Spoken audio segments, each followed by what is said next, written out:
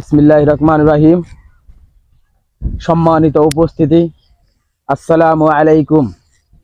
আজ 26শে মার্চ, আজ আগুনের দিন, আজ শপথের দিন, আজ সেই দিন যেদিন বাঙালি শৃঙ্খল ভেঙে বলেছিল আমরা স্বাধীন হব। 1971-এ বুকে রক্ত দিয়ে এই মাটি রাঙানো হয়েছিল, মায়ের কোল খালি হয়েছিল, ভাই হারিয়েছিল ভাইকে, কিন্তু মাথা নত হয়নি। কিন্তু আজ আমরা কোথায় দাঁড়িয়ে আছি? শুধু পতাকা ওড়াই, শুধু মাইক বাজাই, শুধু স্লোগান দেই এবারের সংগ্রাম মুক্তির সংগ্রাম, এবারের সংগ্রাম স্বাধীনতার সংগ্রাম। এই কি স্বাধীনতার মানে? না না না। আজ দেশ জর্জরিত দুর্নীতিতে, আজ অন্যায়ের বিচার হয় না, আজ কোটি কোটি টাকা পাচার হয় বিদেশে, আর সাধারণ মানুষ শুধু চেয়ে চেয়ে দেখে। এটা লজ্জা, এটা লজ্জা, এটা লজ্জা। এই লজ্জা আমরা কোথায় রাখবো?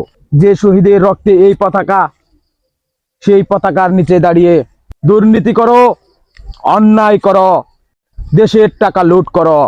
লজ্জা লাগে, লজ্জা লাগে, লজ্জা লাগে। আজ আমরা স্পষ্ট করে বলতে চাই, আসাম আমার, ত্রিপুরা আমার, পশ্চিমবঙ্গ আমার, সব জায়গায় বাঙালির ইতিহাস আছে, আবেগ আছে। কিন্তু নিজের ঘর যদি আগুনে জ্বলে, তাহলে সেই ইতিহাস দিয়ে কি হবে? আজ সময় এসেছে চুপ করে থাকার না, গর্জে ওঠার। যেখানে দুর্নীতি সেখানেই প্রতিরোধ, যেখানে অন্যায় সেখানেই প্রতিবাদ, যেখানে লুটপাট সেখানেই জনতার জবাব।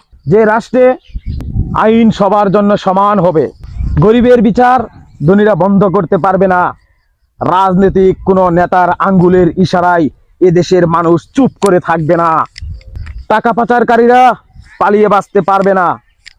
এই 26শে মার্চে আমরা শপথ নেই, আর কোনো অন্যায় সহ্য করব না, আর কোনো দুর্নীতি মেনে নিব না।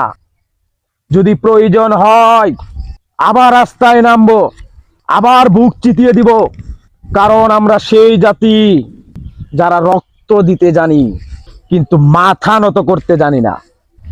বাংলাদেশ কারো বাবার সম্পত্তি না, বাংলাদেশ সমগ্র জনগণের, বাংলাদেশ লাখো শহীদের রক্তের বিনিময়ে অর্জিত বাংলাদেশ, হাজারো মা বোনের ইজ্জতের বিনিময়ে অর্জিত বাংলাদেশ।